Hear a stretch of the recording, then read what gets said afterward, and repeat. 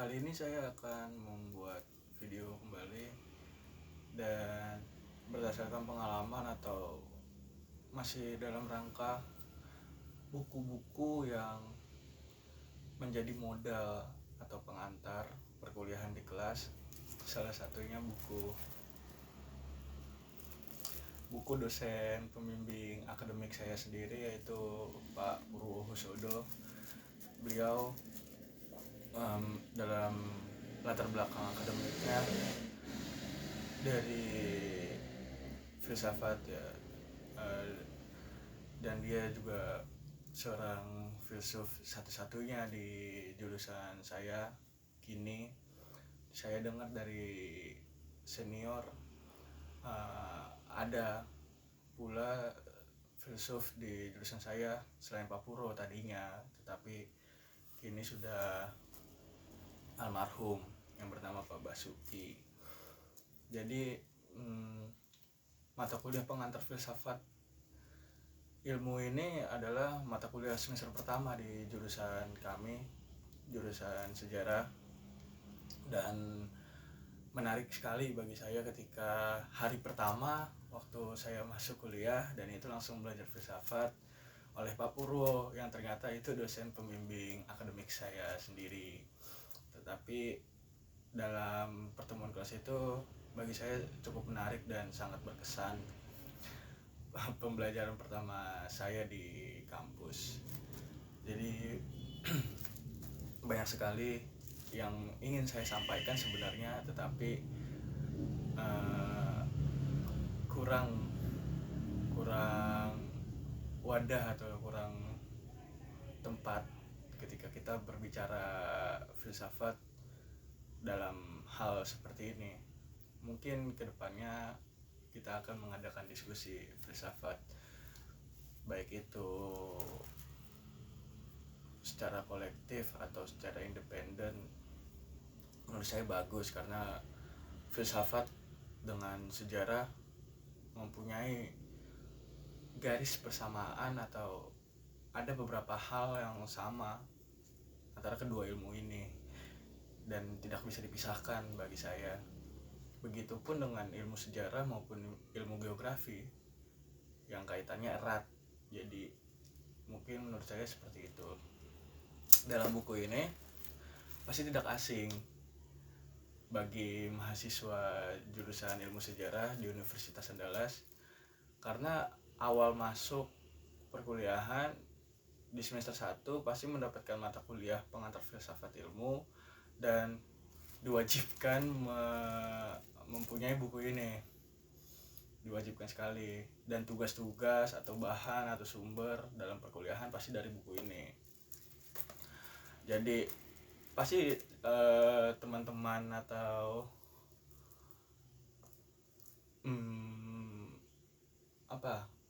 senior atau adik-adik atau teman-teman yang sudah lebih dulu kuliah di jurusan ilmu sejarah tidak asing dengan kalimat bahwa filsafat tidak seperti membuat roti.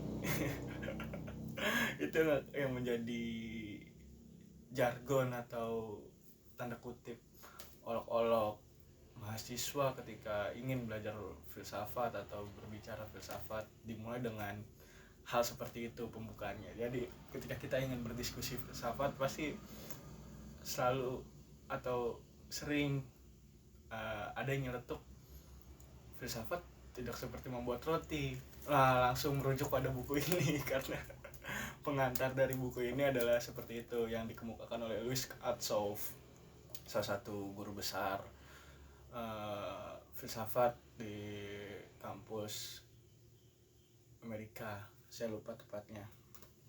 Jadi maksudnya filsafat tidak hanya membuat roti, itu menandakan bahwa filsafat bukan sekedar memberi arahan atau petunjuk cara membuat roti, tetapi filsafat jauh lebih dari itu. Filsafat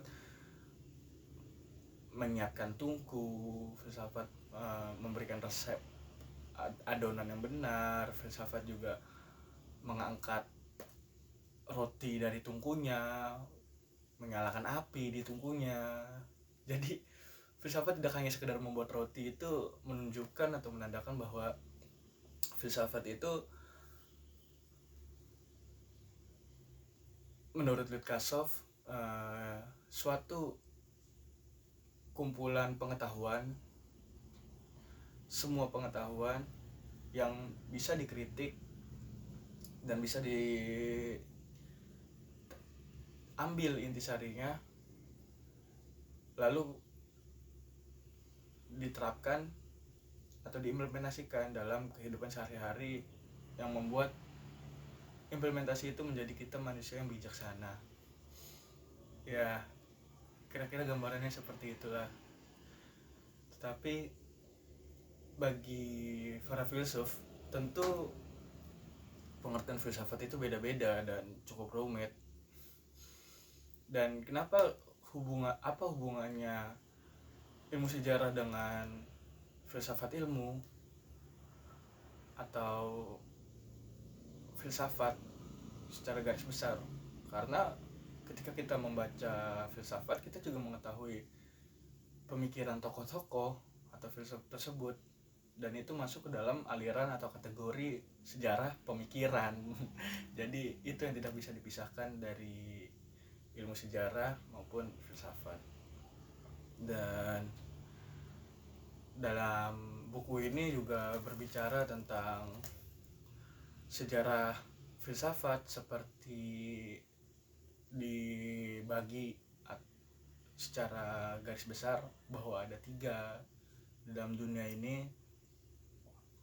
Yang awalnya itu dari filsafat India, ketika Brahmana atau Upanishad atau Hindu yang kita kenal dalam kitab Weda itu dimulai pada tahun 2000 sebelum Masehi, bahkan itu yang tertua gitu, dan itu sudah bisa dikategorikan dalam filsafat.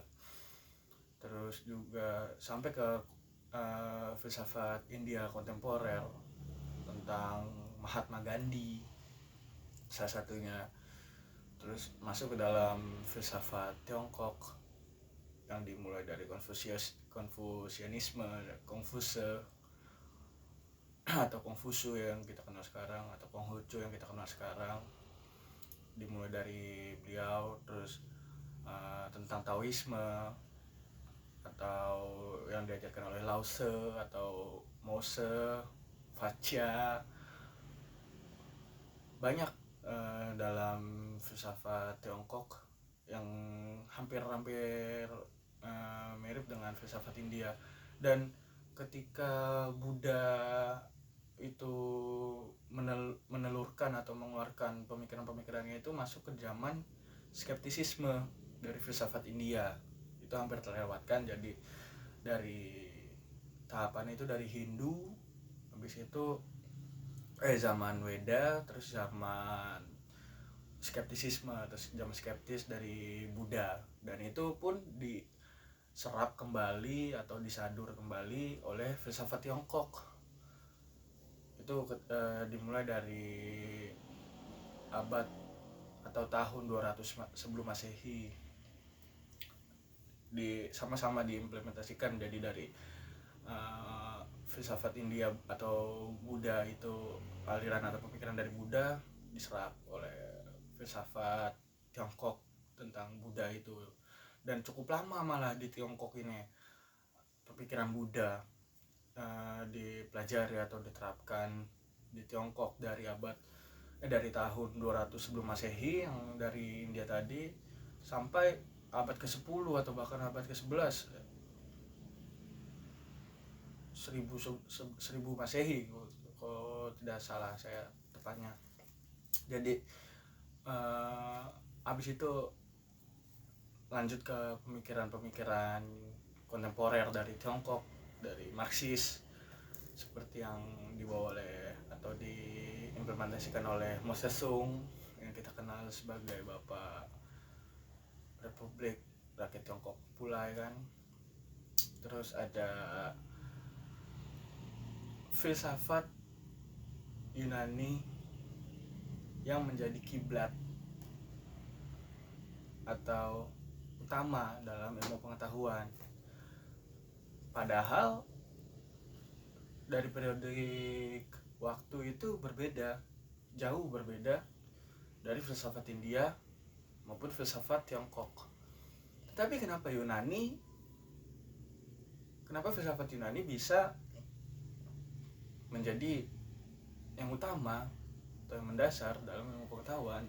Jawabannya karena filsafat Yunani itu bersifat rasional, yang cenderung atau mayoritas menandakan sifat atau sikap masyarakat di sana, di barat. Jadi perbedaannya kontras ketika filsafat dunia timur seperti India dan Tiongkok tadi yang lebih atau cenderung pada etika, moral, teologis. Tetapi filsafat Yunani kuno malah kebalikannya, dia memutar itu semua ketika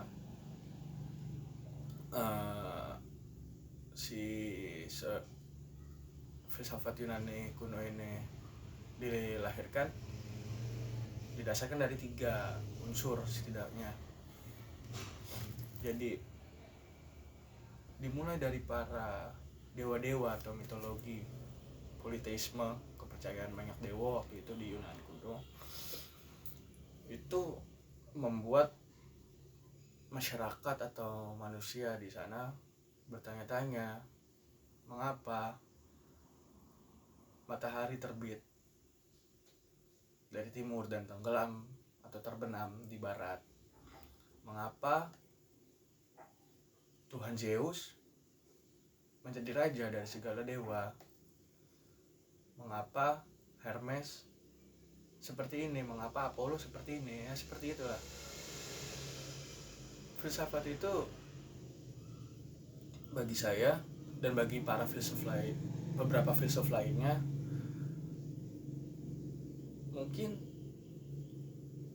bukan tentang mencintai kebijaksanaan atau bersahabat dengan kebijaksanaan seperti etimologi dari filsafat Philos and Sophos atau Plain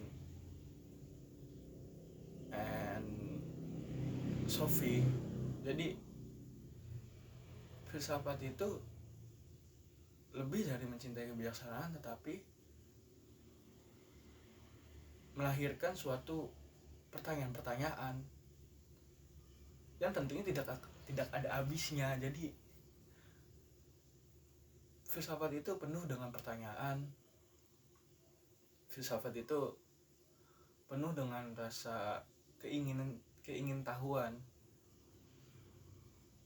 Karena di masa sekarang kebijaksanaan itu sudah ada porsinya atau tempatnya masing-masing di setiap individu atau di setiap manusia. Balik lagi ke dalam sejarah filsafat Yunani, jadi dilandasi oleh para mitologi itu dan manusia mempertanyakan hal-hal seperti itu. Lalu di masa selanjutnya lahirlah suatu kesusastraan yang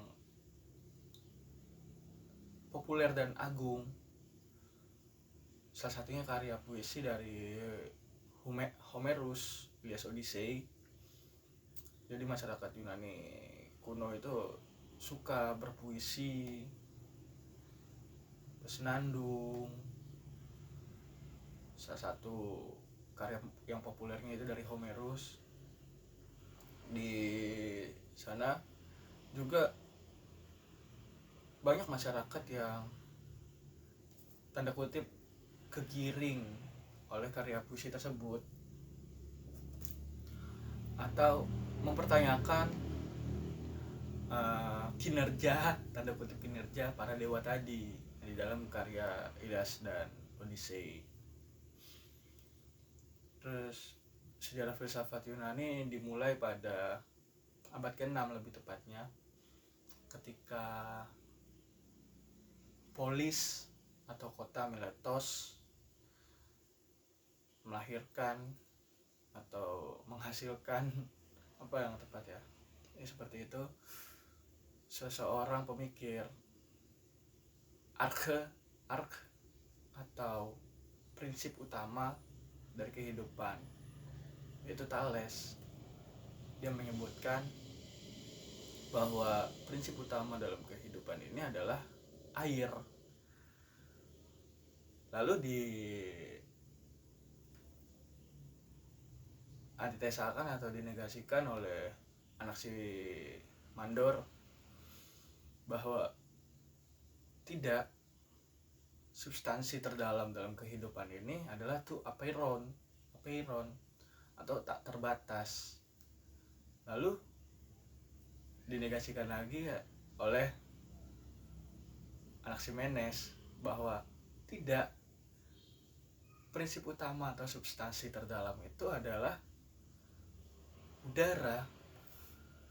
Jadi seperti itu filsafat terus mencari tahu atau arch tadi, prinsip utama tadi, itu salah satu goals atau cita-cita dari para filsuf, dan itu terus berlangsung sampai detik ini. Dan kita lihat dalam sejarah filsafat Yunani kuno bahwa dari pergeseran dari politeisme atau mempercayai banyak dewa tersebut berpindah menjadi berfilsafat. Secara kasar atau secara sederhana bisa dijelaskan bahwa ia berpindah dari mitos ke logos atau rasio, berpikir menggunakan akal sehat. Tetapi tidak langsung semerta-merta jadi seperti itu. Ada masa-masa transisinya. Salah satunya karya kesusastraan tadi. Itu bisa dilihat sebagai masa transisi Yunani dalam dalam sejarah filsafat Yunani. Jadi gambar kasarnya seperti itu. Terus juga banyak melahirkan tokoh-tokoh lainnya seperti Empedokles yang masih tetap terus menegasikan bahwa tidak, prinsip utama kehidupan itu bukan udara yang tadi disebut oleh Anaximenes, tetapi ada 4 yang itu adanya di dalam bumi, seperti air, udara, api, dan tanah. Dan banyak lagi tokoh-tokoh pemikiran atau filsuf yang terus saling bernegasi. Ada pula kita kenal Demokritos yang menyebut bahwa arch atau prinsip utama itu atom. Jadi A itu yang berarti tidak, tomos itu berarti tidak terbagi. Jadi artinya tidak terbagi. Atom itu menurut Demokritos. Dan kita lihat pula bahwa secara sederhana atau secara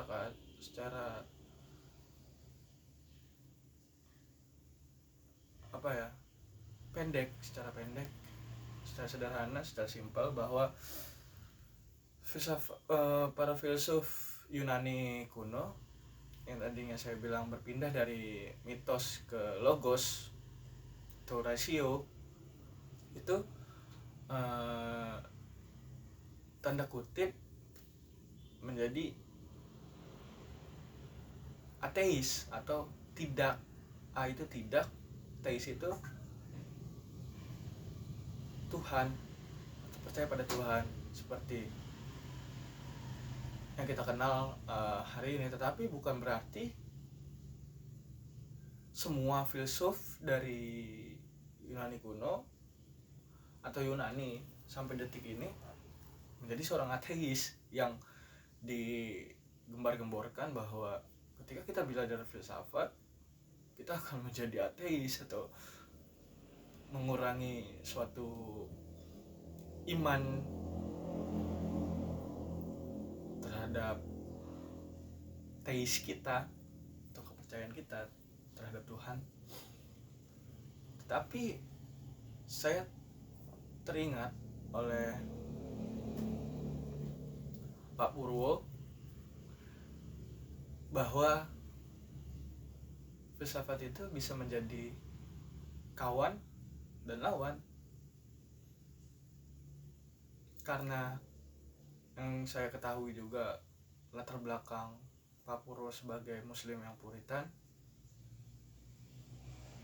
maka wajar-wajar saja dia bilang seperti itu. Yang jawabannya itu seperti ini: filsafat bisa menjadi kawan dan lawan ketika dalam mencari kebenaran agama kamu menggunakan filsafat, tetapi filsafat menjadi lawan ketika kamu mencari permasalahan dalam suatu agama menggunakan filsafat, tetapi itu mengikis iman kamu, maka filsafat menjadi lawan kamu. Itu yang saya pahami antara filsafat bisa menjadi kawan dan lawan, tergantung kita ingin berada di posisi yang mana atau kita memilih yang mana. Apakah kita menjadikan kita menjadikan filsafat sebagai alat dalam mencari kebenaran dalam agama, dan kita itu bisa menjadi kawan kita gitu dalam pemahaman Pak Purwo. Tapi ketika kita belajar filsafat untuk mencari kebenaran dalam agama, itu mengikis iman kita, bahkan menjadi kita seorang yang lebih ekstrim itu ateis, padahal banyak tingkatan-tingkatan dalam teologi ya, aliran ketuhanan itu yang mempunyai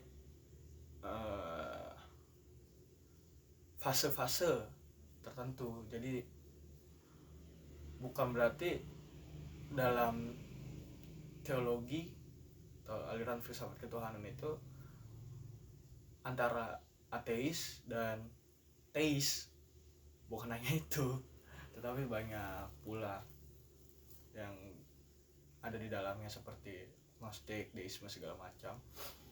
Dan dalam buku ini juga mengajarkan atau menjelaskan tentang metode filsafat, cara berpikir sesat atau salah di dalam ilmu pengetahuan, yang itunya yang masih dalam ranah filsafat sesungguhnya. Karena yang kita ketahui dalam narasi besar sejarah ilmu pengetahuan bahwa abad ke-19 itu pecahnya atau berdirinya cabang-cabang ilmu pengetahuan. Sebelum abad ke-19, semua ilmu pengetahuan yang kita kenal sekarang masih dalam bentuk filsafat. Jadi tidak ada salahnya bagi saya menganggap bahwa filsafat ini induk ilmu pengetahuan, karena seperti itu gitu kalau kita baca narasi besar sejarahnya.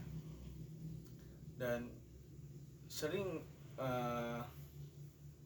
para filsuf juga diolok-olok, seperti Archem Tauk, atau seorang pemikir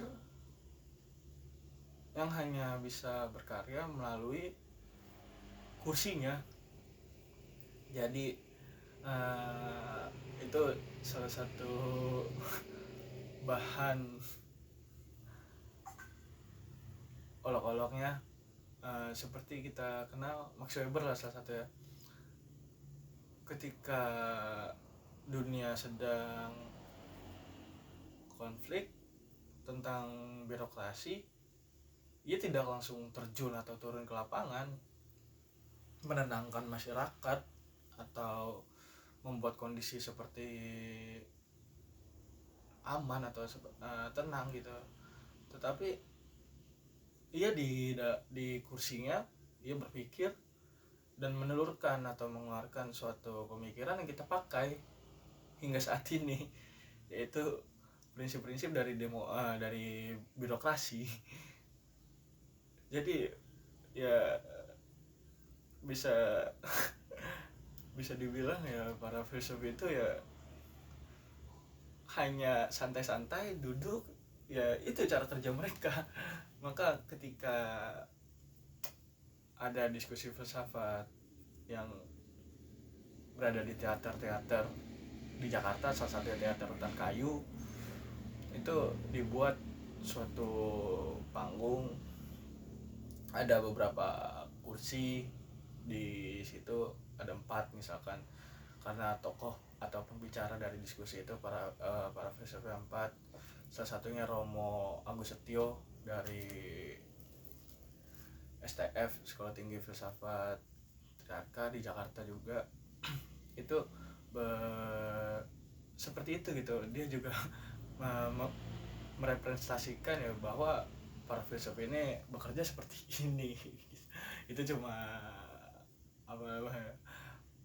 unsur hiburan, karena dianggap filsafat itu selalu serius, filsafat itu selalu menakutkan, filsafat itu sesat segala macam. Tapi itu menurut saya atau bagi saya hanya suatu stigma yang kurang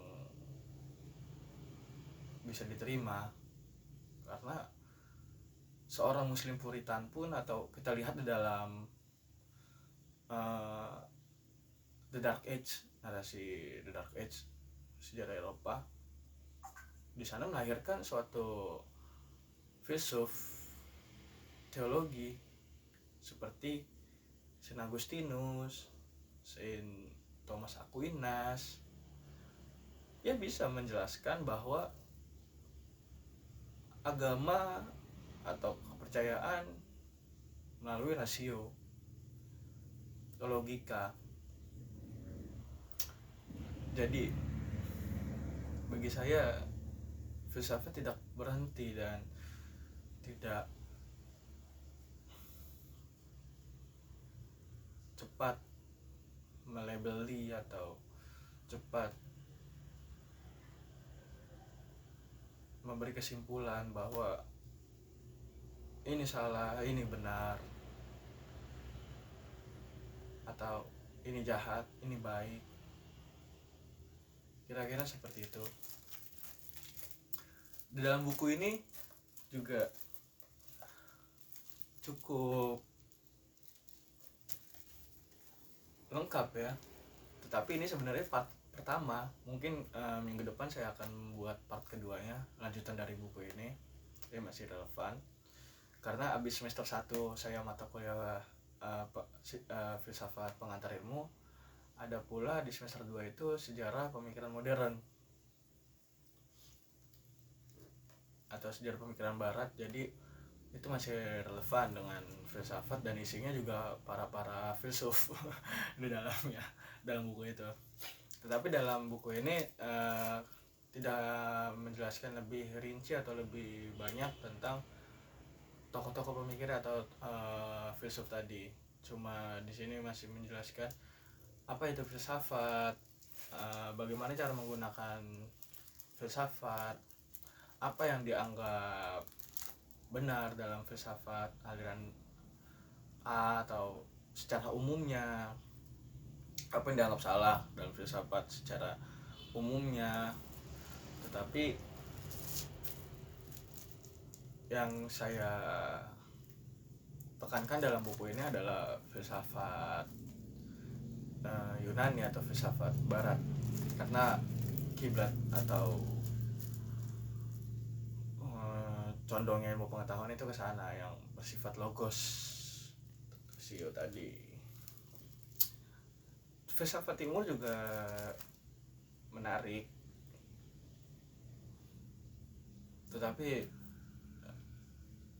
saya dalam perkuliahan pengantar filsafat ilmu tidak terlalu menjamah ke arah sana karena tidak sesuai dengan studi yang ada mungkin ya. Masih banyak sekali yang ingin saya sampaikan mengenai filsafat atau buku ini khususnya, tetapi mungkin di minggu kedua saya akan lebih lanjut membicarakan ini sekilas dan buku lanjutannya. Terima kasih. Sekian dari saya.